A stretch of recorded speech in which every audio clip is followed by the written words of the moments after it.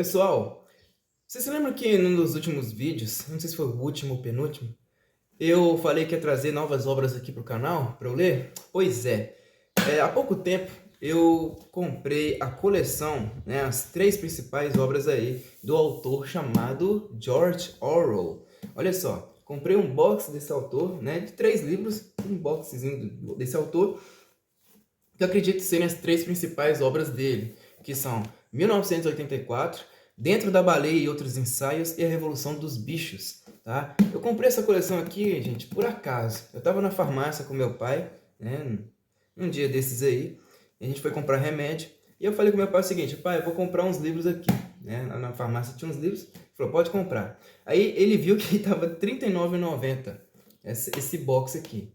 Ele achou que fosse um livro só. Falei, não, pai, não é um livro só não, são 3 livros num único box. Falou, então valeu a pena demais, R$ 39,90, pessoal. Valeu a pena demais eu pagar aí por esse preço, porque esses livros aqui são magníficos, tá? Eles são muito conhecidos, tá? O 1984, então, ele é fantástico. Esse daqui eu acho que é até mais famoso do que o 1984, eu acho, tá? Porque eu ouço muito falar a respeito dele. Mas eu pretendo ler essas 3 obras para vocês aí, tá? Neste canal. Eu não sei se vai ser uma leitura exclusiva aqui no YouTube, mas eu espero que vocês me acompanhem, tá? Espero que vocês me acompanhem, porque nenhuma leitura do YouTube, nenhum audiolivro segue a minha dinâmica, né? Eu acho que a minha dinâmica soa muito mais natural e eu acho que ia ser muito melhor. Olha, pessoal, olha só a qualidade dos livros, olha, muito bem feito. Eu gostei muito da qualidade da capa, assim, sabe? Eu pude abrir o livro lá na hora, os livros, né, lá na hora, e ele é todo caprichado, achei lindo, tem desenhos, né?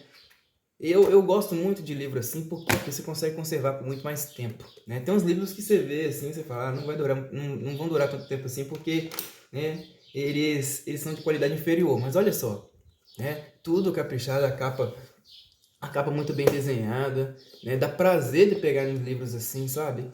E eu pretendo guardar essa coleção para a vida inteira, né? Já fiz questão de assinar os livros, porque, né, livro você sabe como é que é, né? Eu ponho aí as assinaturas no livro, porque sabe como é que é, né? Você perde, aí as pessoas pegam e falam que são delas. Toda vez que eu compro um livro, eu faço questão de assinar eles em tudo quanto é lugar. Mas qual que eu vou ler primeiro? Eu acho que eu vou ler esse daqui. Esse aqui é o mais fininho, né? Só para me acostumar com a escrita do George Orwell. Eu vou pegar esse daqui, A Revolução dos Bichos. Olha, tem um porco na capa, olha, porco todo, sei lá, cintilante aqui no fundo, eu não sei o que é. Aí tem um porco e 2 galinhas aqui no canto, olha. Eu vou ler para vocês, tá? Tudo que está escrito aqui na capa, contra a capa do livro, né? Na orelha, né? Eu chamo de orelha. Eu vou ler tudo isso daqui para vocês antes de dar início à leitura dele. Então vamos lá. A Revolução dos Bichos, tá aqui, ó, a primeira orelha do livro, ó. A Revolução dos Bichos é uma grande alegoria ambientada em um curral, onde os animais decidem se apoderar das terras do fazendeiro e colher os benefícios de seu trabalho conjunto.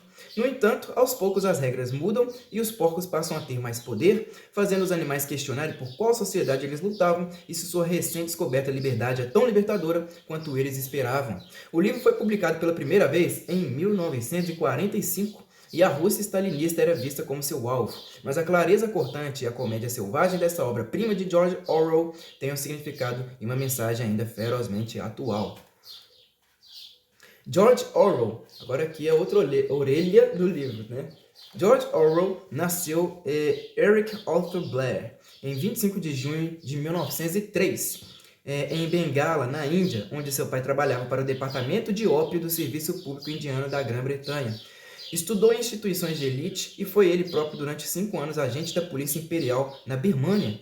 Viveu com os miseráveis de Paris e Londres no final dos anos 20 e lutou pela causa republicana na Guerra Civil Espanhola ao lado de uma milícia minoritária com inspiração anarquista e trotskista, quando levou um tiro na garganta que quase lhe tirou a vida.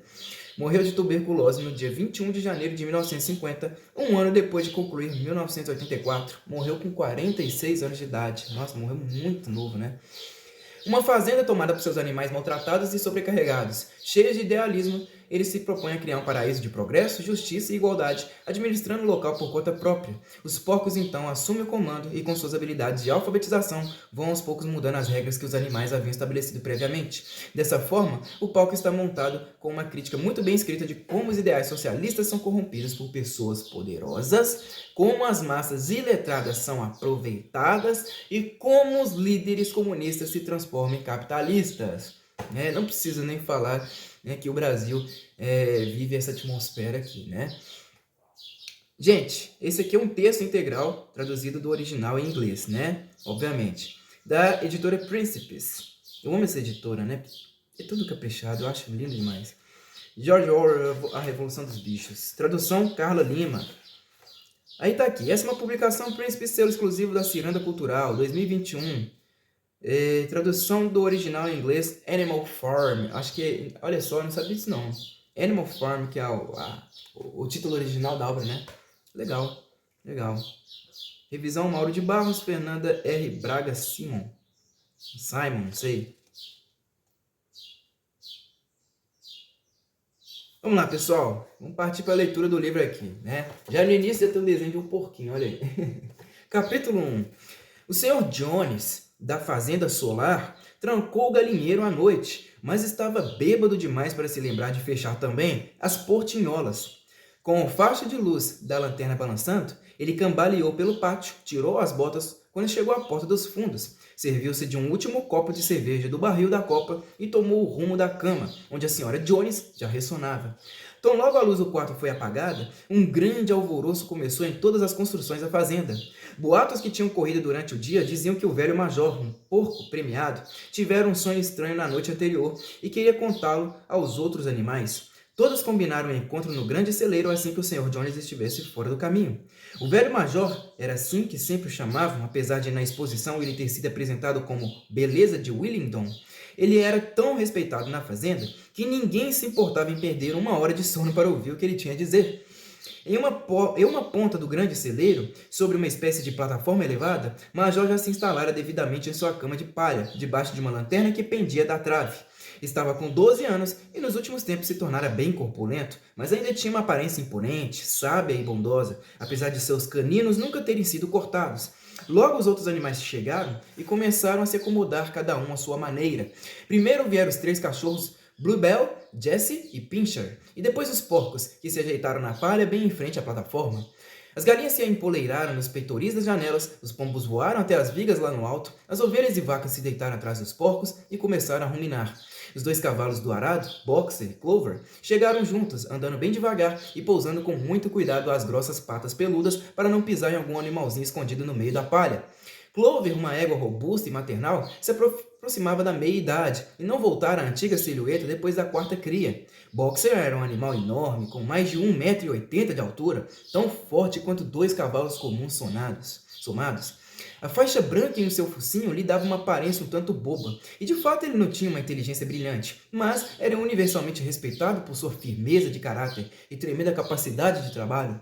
Depois dos cavalos, entraram Muriel, a cabra branca, e Benjamin, o burro. Benjamin era o animal mais velho e mais mal-humorado da fazenda. Quase nunca falava, porém, quando abria a boca em geral, soltava um comentário cínico. Dizia, por exemplo, que Deus lhe dera um rabo para espantar as moscas, mas que ele preferiria não ter rabo nem moscas. Entre os animais da fazenda, era o único que nunca ria. Quando lhe perguntavam por quê, ele dizia que não via nenhum motivo para dar risada. Apesar disso, e sem jamais admitir abertamente, era muito dedicado a Boxer. Costumavam passar o domingo juntos no pequeno cercado atrás do pomar, pastando lado a lado sem jamais conversar. Os 2 cavalos tinham acabado de se deitar quando uma ninhada de patinhos que tinha perdido a mãe entrou em fila no celeiro, grasnando baixinho e perambulando de um lado para o outro em busca de um lugar seguro onde se ajeitar. Com uma das longas patas dianteiras, Clover fez ao redor deles uma espécie de muro. Os patinhos se aninharam naquele espaço e adormeceram no mesmo instante. No último minuto, Molly, a égua branca, bonita e afetada que puxava a charrete do Sr. Jones, entrou gingando, vaidosa, chupando um torrão de açúcar. Ocupou o espaço na frente e começou a mexer a cabeça, esperando chamar atenção para as fitas vermelhas trançadas na crina branca. Por fim chegou a gata, que procurou, como sempre, o lugar mais quente, e afinal se espremeu entre Boxer e Clover. Ali ronronou de satisfação durante todo o discurso de Major, sem ouvir uma só palavra que ele dizia. Finalmente todos os animais estavam presentes, exceto Moses, o corvo domesticado, que dormia em um poleiro atrás da porta dos fundos. Quando o Major viu que seus convidados haviam se acomodado e aguardavam com atenção, pigarreou e começou. Camaradas, vocês já ouviram sobre o sonho estranho que tive ontem à noite, mas do sonho eu vou falar daqui a pouco. Antes, tem outra coisa que quero dizer. Não acredito, camaradas, que estarei com vocês por muitos meses mais. E antes de morrer, sinto que é meu dever transmitir a sabedoria que adquiri. Tive uma vida longa e muito tempo para pensar sozinho no meu chiqueiro, e acho que posso afirmar que compreendo a natureza da vida nesta terra tão bem quanto qualquer outro animal. É sobre isso que quero conversar com vocês. Agora, camaradas, qual é a natureza desta nossa vida? Sejamos francos, nossas vidas são miseráveis, laboriosas e curtas. Nós nascemos, recebemos apenas comida suficiente para sobreviver, e aqueles entre nós que conseguem se manter vivos são forçados a trabalhar até o último átomo de suas forças. No instante em que nossa utilidade chega ao fim, somos abatidos com uma crueldade hedionda. Depois de completar 1 ano de idade, nenhum animal na Inglaterra conhece o significado de felicidade ou lazer.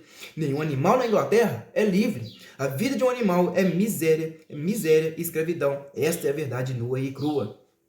Mas será isso simplesmente parte da ordem natural? Será que esta nossa terra é tão pobre que não consegue proporcionar uma vida decente aos que vivem nela? Não, camaradas, 1000 vezes não. O solo da Inglaterra é fértil, o clima é bom, o solo é capaz de oferecer comida em abundância para um número muitíssimo maior de animais do que os que agora a habitam. Essa nossa fazenda sozinha poderia sustentar uma dúzia de cavalos, 20 vacas e centenas de ovelhas, todos vivendo com conforto e uma dignidade que agora nos parecem quase além da imaginação. Por que então continuamos nessa condição miserável? Porque a quase totalidade do produto do nosso trabalho é roubada de nós pelos seres humanos. Essas, camaradas, é a resposta para todos os nossos problemas. Resume-se a uma única palavra: homem. O homem é o único inimigo que nós temos. Tirem o homem de cena e a causa da fome e do excesso de trabalho fica eliminada para sempre. O homem é a única criatura que consome sem produzir. Ele não dá leite, ele não bota ovos. Ele é fraco demais para puxar o arado, ele não corre depressa bastante para pegar os coelhos. Mesmo assim é o senhor de todos os animais. Ele os põe para trabalhar, dá de volta o mínimo indispensável para que não morram de inanição, e guarda o resto para si. Nosso trabalho cultiva este solo e nossas fezes o fertilizam, mas apesar disso, não há um só entre nós que possua mais que a própria pele. Vocês vacas aqui à minha frente, quantos milhares de galões de leite vocês deram no último ano? E o que aconteceu com aquele leite que deveria estar nutrindo e fortalecendo seus bezerros? Cada gota dele desceu pela goela dos nossos inimigos. E vocês, galinhas? Quantos ovos vocês botaram no último ano? E quantos eclodiram e se tornaram pintinhos? Todo o resto foi negociado, virou dinheiro para o Jones e os homens dele. E quanto a você, Clover, onde estão os 4 potros que gerou e que deveriam ser o conforto e o prazer de sua velhice? Cada um foi vendido com 1 ano de idade, e você jamais vai vê-los de novo.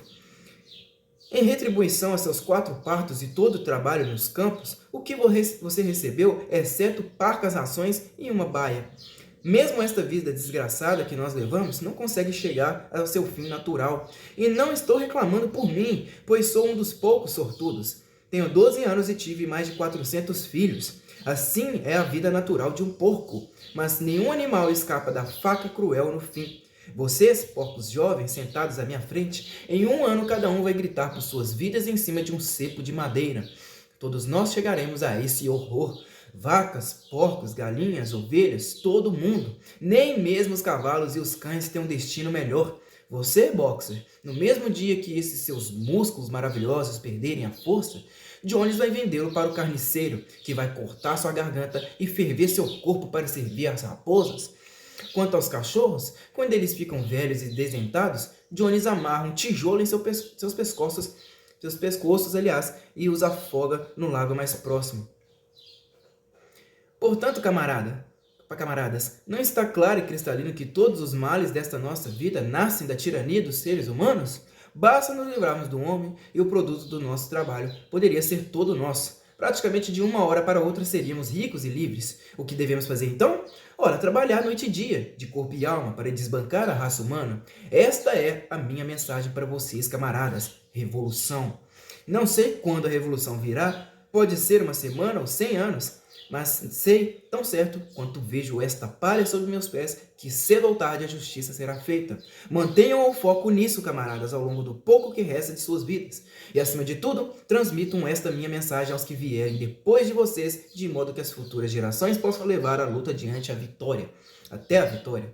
Lembrem-se, camaradas, de que sua determinação nunca pode falhar. Nenhum argumento deve desviá-los do caminho. Nunca deem ouvidos quando eles disserem que o homem e os animais têm um interesse comum e que a prosperidade de um é a prosperidade dos outros. Isso é mentira. O homem não busca o interesse de nenhuma criatura além dele mesmo. Que entre nós animais haja uma perfeita união, uma perfeita camaradagem na luta. Todos os homens são inimigos, todos os animais são camaradas.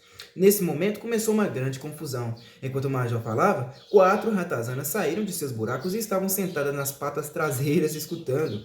Os cachorros de repente as viram e foi só por um giro muito ágil de volta aos buracos que elas salvaram a pele. O major ergueu a pata pedindo silêncio. Camaradas, eis aqui um ponto que precisamos acertar. As criaturas selvagens, como os ratos e os coelhos, são nossas amigas ou inimigas? Vamos colocar em votação. Eu proponho a seguinte pergunta para essa reunião. Os ratos são nossos camaradas? A votação foi feita de imediato e concordou-se por uma esmagadora maioria que os ratos eram camaradas. Houve apenas 4 dissidentes, os 3 cães e a gata, que, conforme se descobriu mais tarde, tinham votado para os 2 lados. O major continuou. Não tenho mais muita coisa a dizer, apenas repito, lembrem-se sempre de seu dever de inimizade com o homem e os interesses dele. Qualquer coisa que ande sobre 2 pernas é inimigo. Qualquer coisa que ande sobre 4 pernas ou tenha asas é amigo. Mesmo quando vocês vencerem um homem, não adotem seus vícios. Nenhum animal deve jamais morar em uma casa, dormir em uma cama, vestir roupas, beber álcool, nem fumar, tocar em dinheiro, nem fazer comércio. Todos os hábitos do homem são péssimos.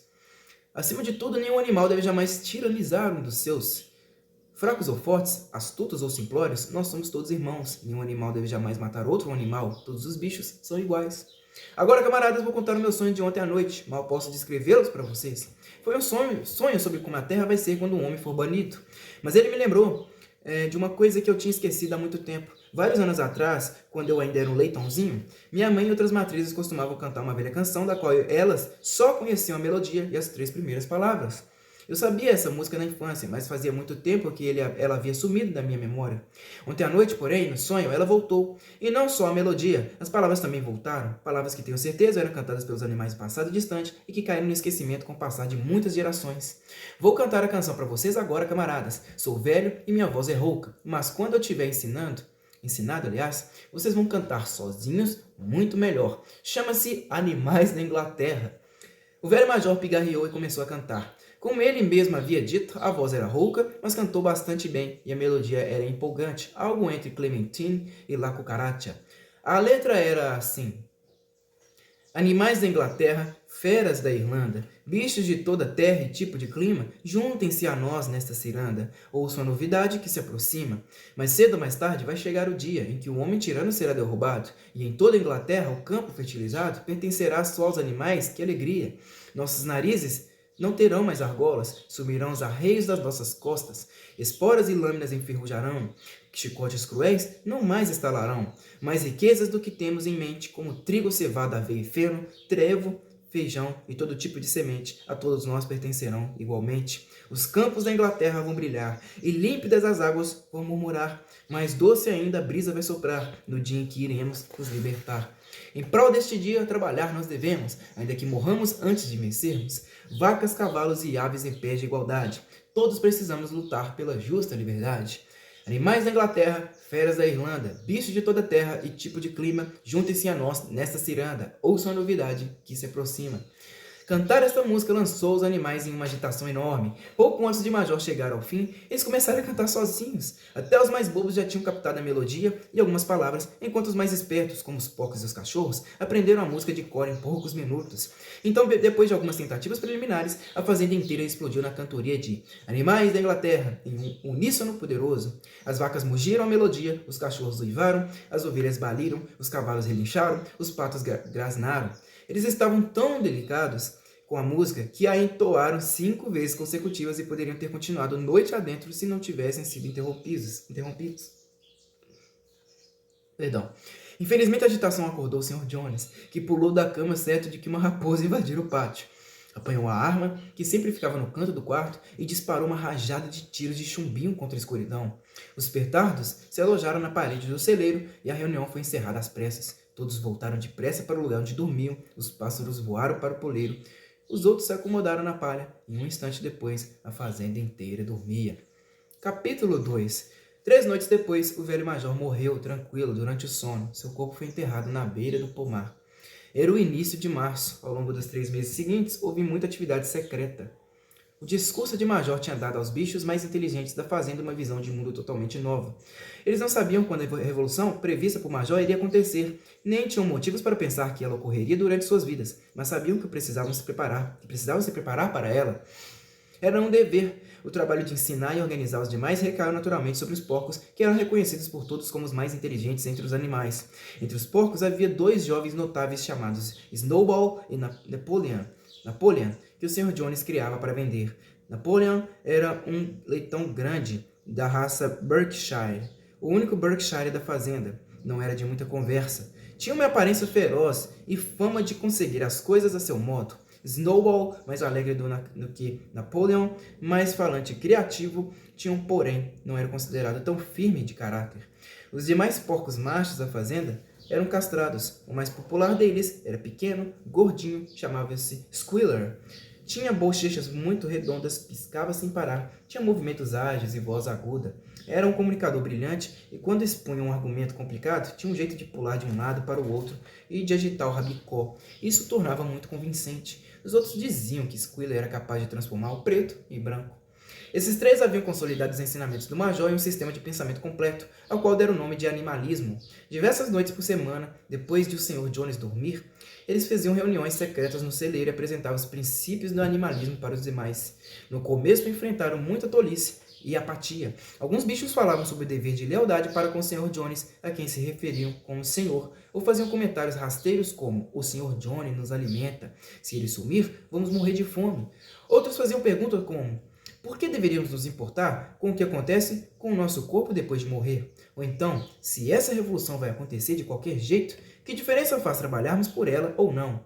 Os porcos tinham uma dificuldade imensa de fazê-los enxergar que aquilo era contrário ao espírito do animalismo. As perguntas mais cretinas de todas eram feitas por Molly, a égua branca. A primeira que ela fez a Snowball foi: ainda vai ter açúcar depois da revolução?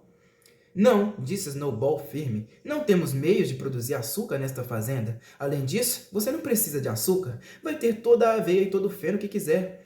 Eu ainda vou poder usar fitas na crina? Perguntou Molly. Camarada, esses enfeites que você tanto adora são uma das marcas da escravidão. Você não consegue entender que a liberdade vale mais do que as fitas?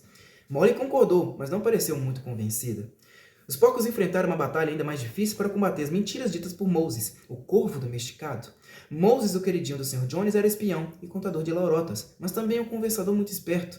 Ele afirmava saber da existência de um país misterioso chamado Montanha de Açúcar, para onde os animais iam ao morrer. Ficava em algum lugar lá em cima no céu, um pouco depois das nuvens, dizia Moses. Na Montanha de Açúcar, todos os dias era um domingo. O trevo crescia durante o ano inteiro, e nos canteiros brotavam torrões de açúcar e bolos de linhaça. Os animais odiavam Moses porque ele contava mentiras e não trabalhava, mas alguns acreditavam na Montanha de Açúcar, e os porcos precisaram se esforçar muito para convencê-los de que tal lugar não existia. Seus discípulos mais fiéis eram os cavalos que puxavam o arado Boxer e Clover. Os dois tinham muita dificuldade em pensar como a própria cabeça, porém, uma vez que aceitaram os porcos como seus professores, absorveram tudo o que lhes foi dito e passaram adiante aos outros animais, usando argumentos simples. Nunca faltava às reuniões secretas no celeiro e puxava a cantoria de Animais da Inglaterra, que encerrava os encontros. Eis que a revolução acabou acontecendo bem mais cedo e com muito mais facilidade do que qualquer um poderia ter imaginado. Antigamente, o Sr. Jones, apesar de ser um proprietário severo, foram um fazendeiro capaz, aliás. Mas agora estava em franca decadência. Tinha ficado muito abalado, mas agora estava em franca decadência. Aliás, tinha ficado muito abalado depois de perder dinheiro em um processo e começar a beber mais do que seria razoável. Por dias inteiros permanecia afundado na cadeira Windsor da cozinha, lendo o jornal, bebendo e de vez em quando dando para Moses cascas de pão encharcadas de cerveja. Os empregados se tornaram preguiçosos e desonestos. Os campos ficaram cheios de ervas daninhas, as edificações careciam de reparos no telhado, a lavoura foi negligenciada e os animais não recebiam comida suficiente. Junho chegou e o feno estava quase pronto para ser recolhido. Colhido, aliás, né? Na véspera do solstício de verão, que caiu em um sábado, o Sr. Jones foi para Willingdon e bebeu tanto no bar Leão Ruivo que não voltou até o meio-dia de domingo. Os empregados tinham ordenhado as vacas bem cedo pela manhã e depois saído para caçar coelhos, sem se dar o trabalho de alimentar os animais. Quando o Sr. Jones voltou, foi dormir no sofá da sala com o jornal News of the World por cima do rosto, e assim, quando a noite chegou, os animais continuavam sem comida. Por fim, decidiram que já bastava. Uma das vacas usou os chifres para quebrar a porta do galpão e todos os animais começaram a comer, servindo-se das lixeiras. Foi quando o Sr. Jones acordou. No instante seguinte, ele e seus 4 funcionários estavam no galpão, empunhando chicotes e golpeando em todas as direções. Aquilo era mais do que os animais famintos poderiam suportar. De comum acordo, e embora nada do tipo tivesse sido planejado de antemão, eles se lançaram contra seus algozes. Ponto. Jones e seus empregados viram-se de repente sendo estapeados e chutados por todos os lados. Perderam totalmente o controle da situação. Nunca tinham visto os animais se comportar daquele jeito. A rebelião súbita de criaturas que, a seu bel prazer, eles estavam habituados a espancar e maltratar, assustou-os até quase a ponto de fazê-los perder o juízo. Após poucos instantes, eles desistiram de tentar se defender e partiram em disparada. No minuto seguinte, todos os 5 fugiam em desabalada carreira pela trilha que levava à estrada principal, com os animais triunfantes em seu encalço. A senhora Jones espiou pela janela do quarto, viu o que estava acontecendo, depressa jogou uns poucos pertences em uma sacola de tecido e escapou da fazenda por outro caminho. Moses deixou o puleiro e voou atrás dela, crocitando alto. Enquanto isso, os animais tinham expulsado Jones e seus ajudantes para a estrada e batido o portão de barras atrás deles. Assim, antes que os bichos percebessem por completo o que havia, a revolução foi executada com sucesso. Jones estava banido e a fazenda solar era todinha deles. Nos primeiros minutos, os animais mal podiam acreditar em sua sorte. Sua primeira atitude foi percorrer juntos os limites da fazenda para se certificar de que nenhuma criatura humana estava escondida por ali. Depois voltaram rápido para as construções, a fim de eliminar os últimos traços do odioso reinado de Jones. A sala dos arreios, aliás, na ponta do estábulo, foi arrombada. Os freios, as argolas de nariz, as correntes dos cachorros, as lâminas cruéis com que o Sr. Jones costumava castrar porcos e cordeiros, tudo foi jogado no poço. As rédeas, os cabrestos, os tapa-olhos, os humilhantes sacos de forragem, além dos chicotes, foram lançados à fogueira de lixo que queimava no pátio. Todos os animais cabriolaram de felicidade quando viram os chicotes ardendo nas chamas. Snowball também atirou ao fogo as fitas com as quais as crinas e caudas dos cavalos eram enfeitados nos dias de exposição. Fitas, ele disse, devem ser consideradas roupas, que são uma das marcas do ser humano. Todos os animais devem andar nus. Ao ouvir isso, Boxer tirou o chapeuzinho de palha que usava no verão para manter as moscas longe das orelhas e o jogou na fogueira para queimar com o resto. Em bem pouco tempo, os animais destruíram tudo o que faziam lembrar o Sr. Jones. Napoleon os conduziu de volta ao galpão e serviu para todo mundo uma ração dupla de milho com os 2 biscoitos para cada cachorro. Então eles cantaram Animais da Inglaterra, do começo ao fim, diversas vezes. Depois se ajeitaram para passar a noite e dormiram melhor do que nunca. Acordaram ao alvorecer, como de costume, e, recordando de repente a coisa gloriosa que tinha acontecido, correram todos juntos para o pasto. Não muito longe do pasto, havia uma pequena elevação de onde era possível ver a fazenda inteira. Os animais correram para o topo dela e observaram o entorno à luz clara da manhã. Sim, era deles, Tudo o que conseguiam enxergar era deles. Extasiados por esse pensamento, deram cambalhotas e rodopiaram no ar com grandes piruetas de excitação. Rolaram no solo orvalhado, abocanharam bocados da grama perfumada de verão, chutaram pedaços de terra e farejaram seu aroma encorpado. Depois fizeram uma caminhada de inspeção por toda a fazenda e examinaram em muda admiração a terra lavrada, o campo de feno, o pomar, o açude, o bosque. Era como se nunca tivessem visto aquelas coisas antes, como se mesmo agora mal pudessem acreditar que tudo lhes pertencia. Em seguida voltaram à área construída e estancaram em silêncio do lado de fora da sede. Pertencia a eles também, mas tiveram medo de entrar. Depois de um instante, porém, Snowball e Napoleon empurraram a porta com os ombros até que ela se abriu. E os animais entraram em fila indiana, andando com o máximo cuidado por receio de perturbar qualquer coisa. Avançaram pé ante pé, de quarto em quarto, temerosos de falar acima de um cochicho, e observando tudo com uma espécie de espanto diante do luxo inacreditável das camas com colchões de penas, dos espelhos, do sofá de crina de cavalo, do tapete de Bruxelas, da litografia da Rainha Vitória sobre a lareira na sala de estar. O grupo vinha descendo a escada quando deu pela falta de Molly.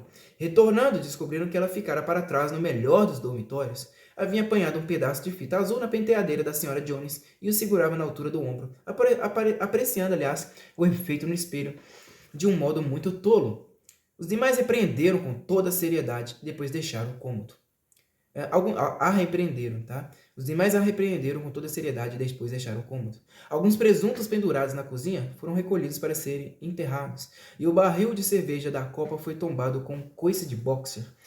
Fora isso, nada mais foi tocado na casa. Ali mesmo, e por unanimidade, foi aprovada a resolução de manter a sede preservada como um museu. Todos concordaram que nenhum animal jamais deveria morar lá. Os animais tomaram o café da manhã e logo Snowball e Napoleon os reuniram outra vez. Camaradas, disse Snowball, são 6h30 e nós temos um longo dia pela frente. Hoje começa a colheita do feno, mas há outra questão que precisamos resolver antes. Os porcos então revelaram que nos 3 últimos meses haviam aprendido a ler e escrever usando um livro velho que havia pertencido aos filhos do Sr. Jones antes de ser descartado num monte de lixo. Napoleon mandou buscar tinta preta e branca e liderou o grupo até o portão de 5 barras que dava para a estrada. Então Snowball, pois era ele quem escrevia melhor, segurou o pincel entre as articulações da pata, cobriu as palavras Fazenda Solar, que ficavam na barra superior do portão, e no lugar delas pintou Fazenda dos Animais. Aquele seria o nome dali em diante. Depois disso, eles voltaram à área construída da fazenda, onde Snowball e Napoleon mandaram buscar uma escada que apoiaram contra a parede dos fundos do grande celeiro. Eles explicaram que, por meio dos estudos no último trimestre, os porcos tinham conseguido reduzir os princípios do animalismo a 7 mandamentos. Esses 7 mandamentos seriam agora inscritos na parede e iriam construir uma lei inalterável, pela qual e sob a qual todos os animais da fazenda dos animais deveriam viver. Com alguma dificuldade, pois não é fácil para um porco equilibrar-se em uma escada, Snowball subiu e se pôs ao trabalho com Squealer alguns degraus abaixo, segurando o pote de tinta. Na parede preta de alcatrão, os 7 mandamentos foram escritos em grandes letras brancas que podiam ser lidas a mais de 25 metros de distância. Eram os seguintes 7 mandamentos. Os 7 mandamentos. Primeiro, o que anda em 2 pernas é inimigo. Segundo, o que anda em 4 pernas ou tem asas é amigo. Terceiro, nenhum animal deve usar roupa. Quarto, nenhum animal deve dormir em cama. Quinto, nenhum animal deve beber álcool. Sexto, nenhum animal deve matar nenhum outro animal. E sétimo, todos os animais são iguais. Foram escritos com muito capricho, e exceto que amigo, fora gravado amiog, que um dos S aparecia invertido. A ortografia estava perfeita. Snowball leu em voz alta para benefício de todos. Os animais assentiram em total concordância e os mais inteligentes começaram na mesma hora a decorar os 7 mandamentos. Agora, camaradas, gritou Snowball, soltando o pincel, para o campo de feno. É ponto de honra que a colheita seja feita mais depressa por nós do que o Jones e os homens deles conseguiram.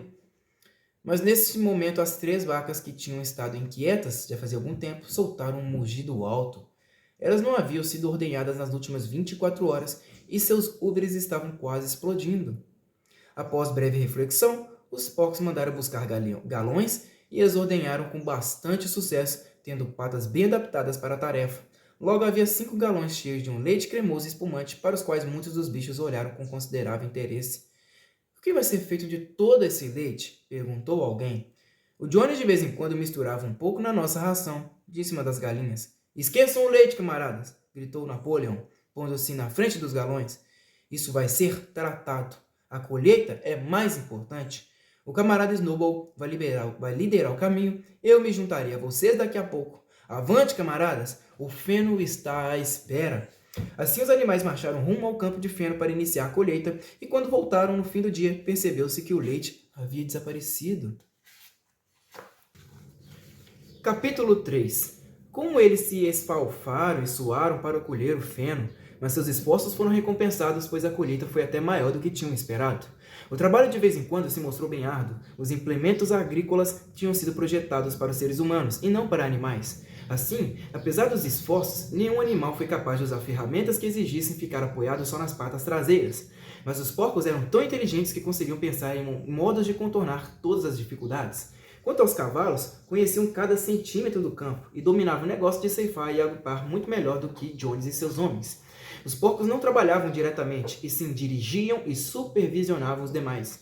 Com o conhecimento superior que tinham, era natural que assumissem a liderança. Boxer e Clover se atrelaram sozinhos à colheitadeira ou ao ancinho, ou seja, nem freios nem rédeas eram necessários nessa época, é claro, e deram voltas e mais voltas ao redor do campo, com um porco andando atrás e gritando: "Ouça aí, camarada!" ou então: "Agora volta, camarada!", conforme fosse o caso. Todos os bichos, até o mais humilde, trabalharam para enfardar e reunir o feno. Mas os patos e as galinhas labutaram o dia inteiro sob o sol, carregando tufos miúdos nos bicos. No final, terminaram a colheita em um prazo 2 dias mais curto do que Jones e seus homens. Além disso, era a maior colheita que a fazenda já tinha visto. Não houve nenhum desperdício. As galinhas e os patos, com seus olhos afiados, haviam recolhido até o último gravetinho, e nenhum animal roubou nem mesmo uma bocada. Durante todo o verão, o trabalho na fazenda funcionou como um relógio. Os animais eram felizes como jamais tinham imaginado ser. Cada punhado de comida dava um prazer intenso, agora que aquilo era verdadeiramente a comida deles, produzida por e para eles mesmos, não distribuída de modo mesquinho por um dono relutante. Com os seres humanos inúteis e parasitas fora do caminho, sobrava mais comida para cada um, e havia mais lazer também, mesmo sendo os animais tão inexperientes. Eles enfrentaram muitos obstáculos. Mais tarde naquele ano, por exemplo, quando chegou o momento de colher o milho, precisaram pisotear a moda antiga e soprar a casca, uma vez que a fazenda não possuía máquina de debulhar. Mas os porcos, com sua inteligência, e Boxer, com seus músculos tremendos, sempre conseguiam resolver problemas. Todos admiravam Boxer, que já trabalhava duro mesmo nos tempos de Jones, mas agora era como 3 cavalos em um. Havia dias em que todo o trabalho da fazenda parecia depender de seus poderosos ombros. Desde cedo até a noite ele empurrava e puxava, sempre no lugar onde o trabalho era mais árduo. Tinha feito um acordo com um dos galos para que o chamasse todas as manhãs, meia hora antes dos demais, e realizava algum serviço voluntário onde quer que lhe parecesse mais necessário, antes que o dia normal de trabalho começasse. Para todos os problemas, todos os reveses, sua resposta era: "Vou trabalhar mais ainda", o que ele adotou como lema pessoal. Mas todos trabalhavam conforme sua capacidade. As galinhas e os patos, por exemplo, salvaram 5 baldes de milho ao juntar os grãos espalhados. Ninguém roubava, ninguém resmungava a respeito da ração. As brigas e mordidas e o ciúme, eventos cotidianos nos velhos tempos, tinham quase sumido. Ninguém se esquivava, ou quase ninguém. Molly, verdade seja dita, não era muito boa em acordar cedo e costumava abandonar o trabalho antes da hora, alegando ter uma pedra entalada no casco. E o comportamento da gata era um tanto peculiar. Logo se percebeu que sempre que havia trabalho a ser feito, ela nunca podia ser encontrada. Desaparecia por longas horas e reaparecia na hora das refeições ou no fim do dia, quando o trabalho estava terminado, como se nada tivesse acontecido. Mas sempre apresentava desculpas excelentes e ronronava com tanto afeto que era impossível não acreditar em suas boas intenções. O velho Benjamin, o burro, parecia não ter mudado nada desde a Revolução. Realizava o trabalho do mesmo modo lento e obstinado da época de Jones, nunca se esquivando, mas também nunca se oferecendo para uma tarefa extra. Sobre a Revolução e suas consequências, ele não manifestava opinião. Quando lhe perguntavam se ele não era mais feliz agora que Jones tinha ido embora, dizia apenas: "Burros vivem bastante. Nenhum de vocês jamais viu um burro morto." E os outros precisavam se dar por satisfeitos com esta resposta cifrada.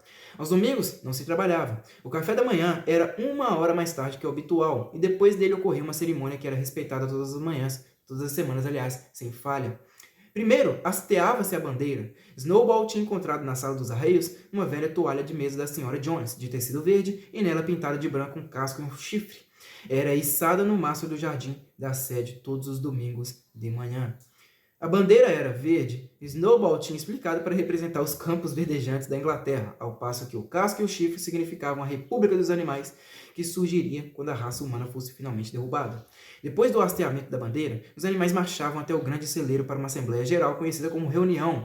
Ali, o trabalho da semana seguinte era planejado e propostas apresentadas e debatidas. Eram sempre os porcos que apresentavam as propostas. Os outros animais entendiam como votar, mas nunca conseguiam pensar sozinhos em nenhuma sugestão. Snowball e Napoleon eram de longe os mais ativos nos debates, mas os demais logo perceberam que aqueles dois nunca estavam de acordo. Qualquer sugestão que um fizesse, era certo que o outro seria contra. Mesmo quando se decidiu separar o pequeno passo atrás do pomar como casa de repouso para os animais aposentados, uma coisa que em si mesma nada tinha de controvérsia, houve uma discussão acalorada sobre a idade adequada para a aposentadoria de cada classe de animal. A reunião sempre terminava com o canto de Animais da Inglaterra e a tarde era dedicada à recreação. Os porcos haviam reservado a sala dos arreios como escritório. Ali, à noite, estudavam carpintaria, ferraria e outras artes necessárias em livros que tinham trazido da sede. Snowball também se ocupou de organizar os outros bichos no que ele chamou de comitês animais. Era infatigável nessa função. Formou o comitê de produção de ovos para as galinhas, a lida das caudas limpas para as vacas e o comitê da reeducação dos camaradas silvestres, cujo objetivo era domesticar ratos e coelhos, o movimento da lã mais branca para as ovelhas e diversos outros, além de instituir aulas de leitura e escrita. No geral, esses projetos foram um fracasso. A tentativa de domesticar as criaturas silvestres, por exemplo, falhou quase de imediato. Elas continuaram a se comportar como antes, e quando tratadas com generosidade, simplesmente tiravam vantagem disso. A gata se juntou ao comitê de reeducação e foi muito ativa por alguns dias. Foi vista, em certa ocasião, sentada em um telhado conversando com pardais um pouco além de seu alcance. Dizia a eles que todos os animais eram camaradas agora, e que qualquer pardal que assim quisesse poderia se aproximar e subir em sua pata, mas os pardais mantinham distância. As aulas de leitura e escrita, por outro lado, foram um sucesso estrondoso. No outono, quase todos os animais da fazenda estavam alfabetizados em algum grau. Quanto aos porcos, já sabiam ler e escrever perfeitamente. Os cachorros aprenderam a ler bastante bem, mas não estavam interessados em ler nada além dos 7 mandamentos. Muriel, a cabra, conseguia ler um pouco melhor do que os cachorros, e às vezes à noite lia para os outros alguns fragmentos de jornais encontrados na pilha de lixo. Benjamin conseguia ler tão bem quanto qualquer porco, mas nunca praticava essa habilidade. Até onde ele sabia, costumava dizer não havia nada que valesse a pena ser lido. Clover aprendeu o alfabeto inteiro, mas não conseguia formar palavras. Boxer não conseguiu ir além da letra D. Era capaz de desenhar A, B, C e D, com o grande casco, mas depois ficava encarando as letras com as orelhas para trás, algumas vezes balançando o tupete, tentando com todas as forças se lembrar do que vinha depois, sem nunca conseguir. Em diversas ocasiões, chegou a escrever as letras E, F, G, H, mas quando as aprendia, descobria ter desaprendido A, B, C e D. Por fim, decidiu se satisfazer com as primeiras 4 letras e costumava escrevê-las uma ou duas vezes todos os dias, para refrescar a memória. Molly se recusou a aprender qualquer letra além das que formavam seu nome. Ela desenhava as letras em caprichados arranjos de gravetos e depois os decorava em uma flor ou duas e andava ao redor, admirando o resultado. Nenhum dos outros animais da fazenda conseguiu ir além da letra E, da letra A, aliás. Descobriu-se também que os bichos mais limitados, como as ovelhas, as galinhas e os patos, eram incapazes de saber os 7 mandamentos de cor. Após muito refletir, Snowball declarou que os 7 mandamentos poderiam, de fato, ser reduzidos a uma única máxima: 4 pernas bom, 2 pernas ruim. Isso, ele disse, continha o princípio essencial do animalismo. Qualquer um que compreendesse totalmente aquela frase estaria a salvo de influências humanas. Os pássaros no começo protestaram, pois parecia-lhes que também tinham 2 pernas, mas Snowball provou que eles não eram assim. A asa de uma ave, camaradas, é um órgão de propulsão e não de manipulação. Portanto, deve ser considerada uma perna. A marca distintiva do homem é a mão, o instrumento com o qual ele executa todas as suas maldades. Os pássaros não entenderam as palavras compridas que Snowball usou, mas aceitaram a explicação, e os bichos mais humildes se puseram a decorar a nova máxima: 4 pernas bom, 2 pernas ruim. Foi escrito na parede dos fundos do celeiro acima dos 7 mandamentos, e em letras maiores. Uma vez que a aprenderam de cor, as ovelhas desenvolveram uma grande afeição por esta máxima e muitas vezes, enquanto estavam nos campos, começavam a balir: 4 pernas bom, 2 pernas ruim. 4 pernas bom, 2 pernas ruim. E assim ficavam por horas a fio sem nunca se cansar. Napoleon não se interessava pelos comitês de Snowball. Dizia que a educação dos jovens era mais importante do que qualquer coisa que pudesse ser feita para aqueles que já eram adultos. Aconteceu que tanto Jessie quanto Bluebell haviam tido filhotes pouco depois da colheita do feno. Juntas pariram 9 robustos cãezinhos. Assim que foram desmamados, Napoleão os tirou das mães, dizendo que seria o responsável pela educação deles. Levou-os para um sótão que só podia ser alcançado por meio de uma escada na sala dos arreios e lá os manteve em tal isolamento que o restante dos animais depressa esqueceu que eles existiam. O mistério do leite desaparecido logo se esclareceu. Estava sendo misturado todos os dias à ração dos porcos. As primeiras maçãs já amadureciam e o solo do pomar cobria-se de frutos derrubados pelo vento. Os animais presumiram que as maçãs seriam, é claro, repartidas igualmente. Um dia, porém, veio a ordem para que todos os frutos caídos fossem recolhidos e levados à sala dos arreios para o consumo dos porcos. Alguns animais resmungaram um pouco, mas foi inútil. Todos os porcos estavam em total acordo quanto a esse ponto, até Snowball e Napoleon. Squealer foi despachado para fornecer as devidas explicações aos demais. Camaradas, ele gritou, vocês não pensam, espero, que nós porcos estamos fazendo isso em espírito de egoísmo e privilégio. Muitos de nós nem gostam de leite e maçã, eu mesmo não gosto. Nosso único objetivo ao pegar esses itens é preservar a nossa saúde. Leite e maçã, e isso foi provado pela ciência, camaradas, contém substâncias absolutamente necessárias ao bem-estar de um porco. Nós, porcos, somos trabalhadores mentais. Todo o gerenciamento e organização desta fazenda depende de nós. Dia e noite, nós cuidamos do seu bem-estar. E é por vocês que tomamos aquele leite e comemos aquelas maçãs. Vocês conseguem imaginar o que aconteceria se falhássemos em nosso dever? Jones iria voltar. Sim, Jones iria voltar. Com certeza, camaradas. Squealer gritou, quase implorando, saltitando de um lado para o outro e agitando o rabicó. Com certeza não há ninguém entre vocês que queira ver o Jones de volta. Bem, se havia uma coisa do qual todos os animais estavam completamente seguros, era que não queriam a volta de Jones. Quando as coisas foram mostradas sob esse ângulo, eles nada mais tiveram a dizer. A importância de manter os porcos com boa saúde era por demais óbvia. Dessa forma ficou acordada, sem mais discussões, que o leite e as maçãs caídas, e também a safra principal de maçãs, quando elas amadurecessem, deveriam ser reservados apenas para os porcos. Capítulo 4. No fim do verão, as notícias sobre o que acontecera na fazenda dos animais tinham se espalhado por metade do condado. Todos os dias Snowball e Napoleon despachavam bandos de pombos com a instrução de se misturarem aos animais das fazendas vizinhas, contarem a história da Revolução e ensinarem a eles a música Animais da Inglaterra. O Sr. Jones passara a maior parte desse período na taberna Leão Ruivo, em Willingdon, reclamando para quem quisesse ouvir sobre a injustiça monstruosa que havia sofrido ao ser expulso de sua propriedade por um bando de bichos inúteis. Os outros fazendeiros se solidarizaram em um primeiro momento, mas no início não lhe deram muita ajuda. Em seu íntimo, cada um secretamente perguntava se não poderia de algum modo tirar vantagem do infortúnio de Jones. Foi uma sorte que os donos das terras vizinhas da fazenda dos animais estivessem permanentemente brigados. Uma delas, chamada Foxwood, era grande, abandonada, antiga, tomada pelo mato, com todos os passos gastos e as plantações em petição de miséria. O dono, Sr. Piglington, era um cavalheiro de modos afáveis que passava a maior parte do tempo pescando ou caçando conforme a estação. É Pilkington. Outra propriedade, que se chamava Pinchfield, era menor e mais bem cuidada. O proprietário, Sr. Frederick, um homem bruto e astuto, vivia envolvido em processos com fama de sempre se sair bem em negociações difíceis. Esses dois se detestavam tanto que era difícil concordarem sobre alguma coisa, mesmo quando na defesa dos próprios interesses. Apesar disso, ambos ficaram igualmente assustados com a rebelião na fazenda dos animais e muito ansiosos para impedir que seus próprios bichos soubessem dela. No começo deram risada, fingindo desprezo pela ideia de animais gerenciarem sozinhos uma fazenda. A coisa toda estaria terminada em 15 dias, apostaram. Diziam que os bichos da fazenda solar, insistiam em chamá-la de fazenda solar, não toleravam o nome fazenda dos animais, brigavam continuamente e caminhavam depressa para a morte por falta de comida. Quando o tempo passou e os animais evidentemente não morreram de fome, Frederick e Pilkington mudaram o discurso e começaram a falar sobre a crueldade terrível que agora florescia na fazenda dos animais. Dizia-se que os bichos de lá praticavam canibalismo, torturavam-se uns aos outros com ferraduras em brasa e compartilhavam as fêmeas. Este era o resultado de rebelar-se contra as leis da natureza, diziam Frederick e Pilkington.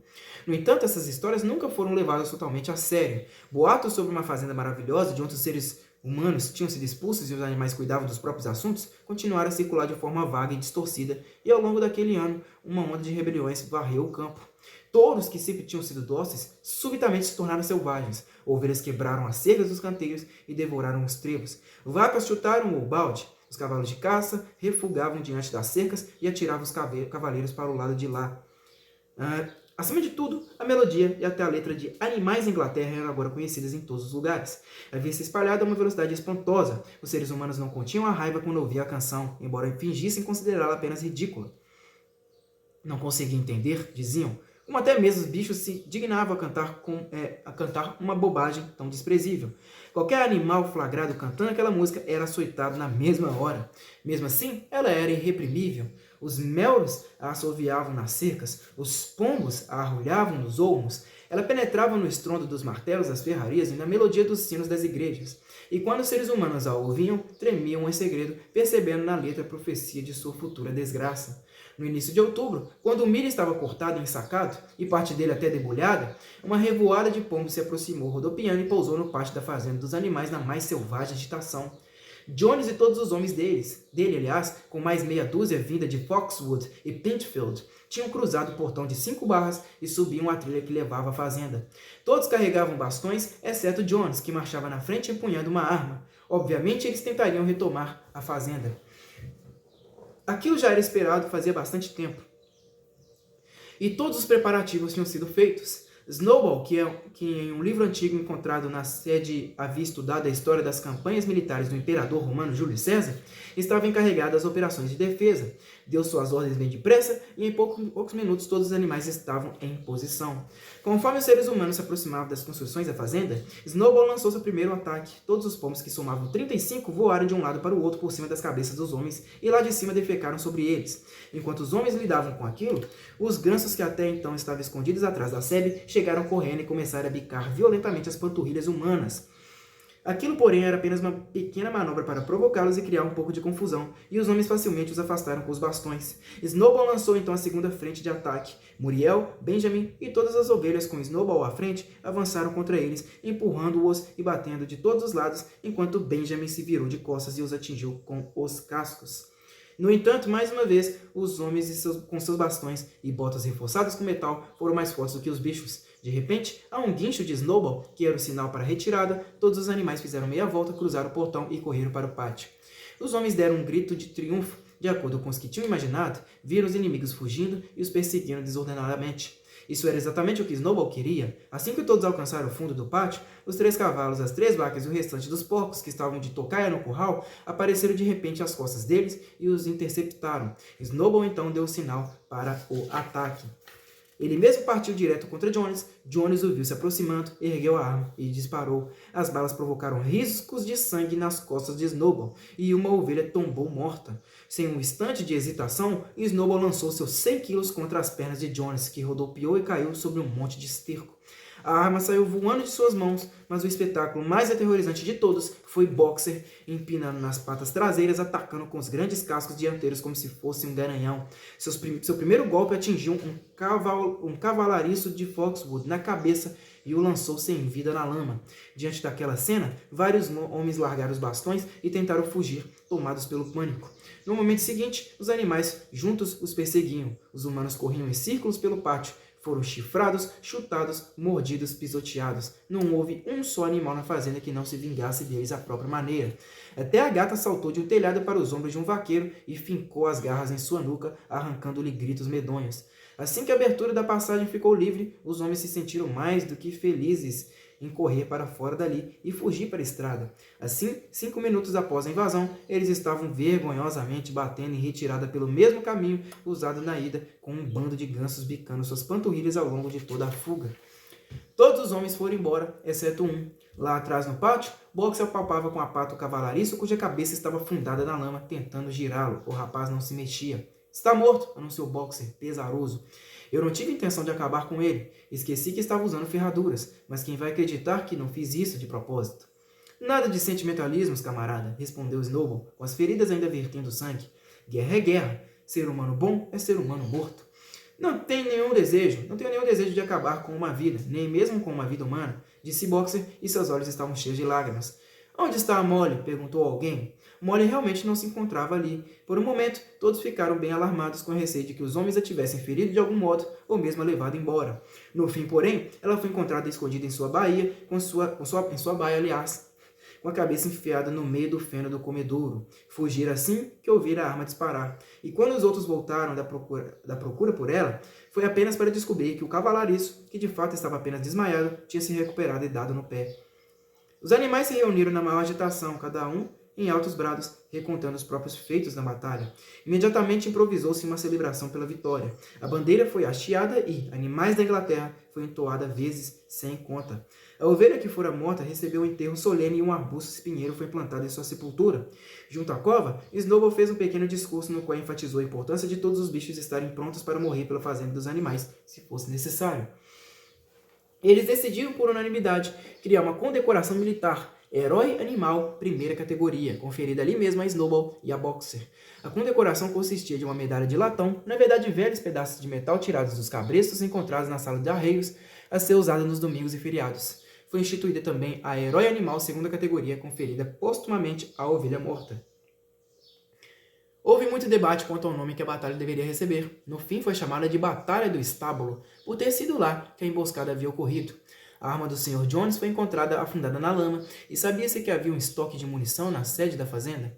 Ficou decidido que ela seria instalada na base do mastro da bandeira como uma peça de artilharia e que seria disparada 2 vezes ao ano, uma em 12 de outubro, aniversário da Batalha do Estábulo, e outra no solstício de verão, aniversário da Revolução.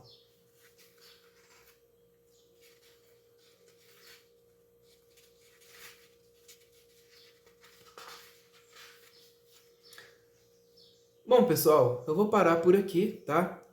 Parei na página 33 do livro, tá? O livro tem 96 páginas, tá bom? Então, na próxima leitura que eu fizer aqui pro canal, eu vou ler a partir da página 34. Vou tentar ler até a página...